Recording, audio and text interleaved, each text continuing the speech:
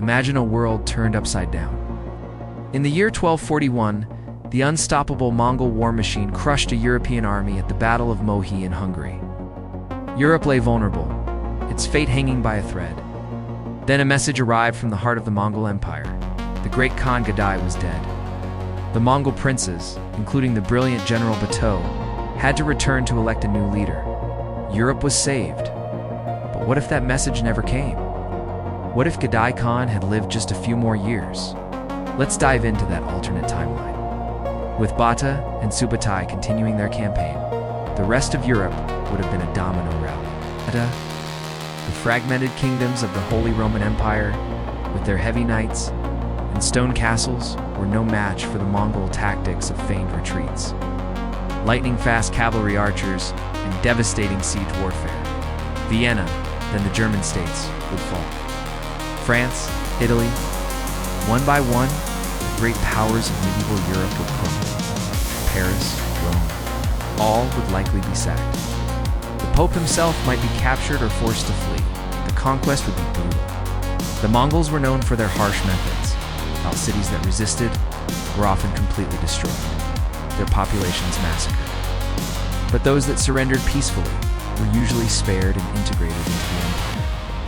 European artisans, engineers, and scholars would be relocated to the Mongol capital, Karakoram, or put to work in their new provinces. So what would a Mongol-dominated Europe look like after the dust settled? First, the political map would be unrecognizable. The old feudal monarchies would be gone, replaced by a Mongol administration, the Golden Horde of Europe. Local European nobles who submitted might be allowed to govern as vassals. But the ultimate power would rest with a Khan appointed by the Great Khan in Mongolia. This would mean an end to the constant squabbling between European kings and nobles. For the first time since the Romans, Europe would be under a single, unified rule. This unified rule would bring about the Pax Mongolica, the Mongol peace, to Europe. Trade routes would be secure, stretching from the Atlantic coast all the way to China. Imagine Marco Polo's journey, but 1,000 times easier and more common. European merchants could travel safely along Mongol-protected roads, bringing back silk, spices, and new ideas from the east. Gunpowder, the compass, and printing technology, which were already filtering into Europe, would arrive much faster and in greater quantities. This would accelerate technological change dramatically. Religiously, the Mongols were generally tolerant. They practiced a form of shamanism, but allowed their subjects to keep their own faiths as long as they paid their taxes and didn't rebel. Christianity would survive, but its power structure would be shattered. The papacy's political authority would be gone. Without the backing of kings, the church would lose much of its land and wealth.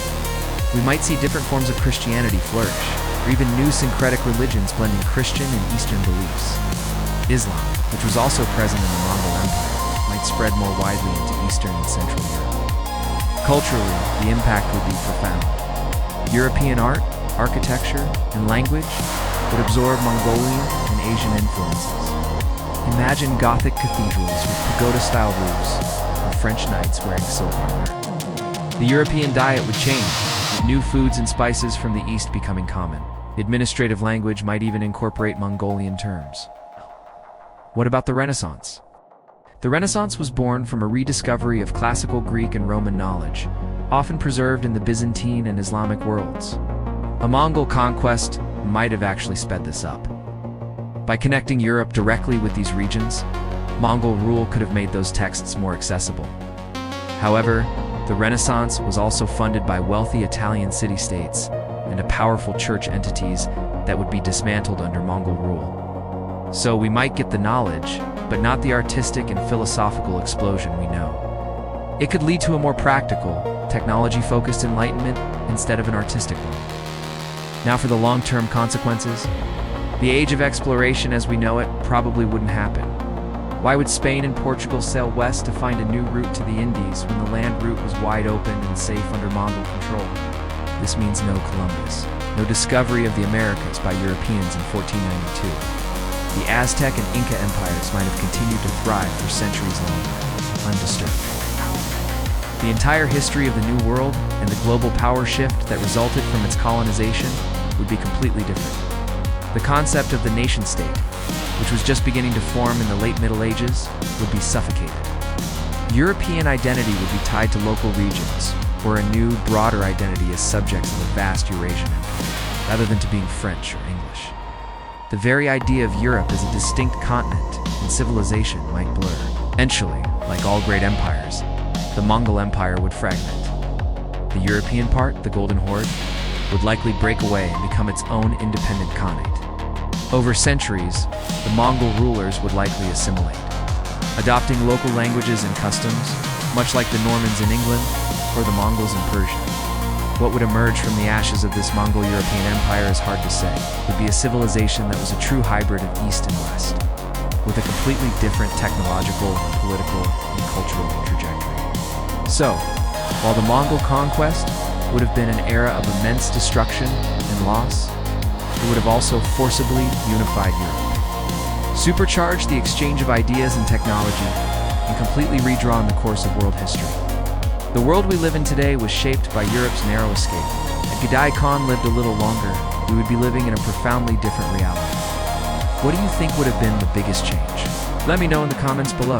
Thanks for watching. Don't forget to like and subscribe for more dives into alternate history.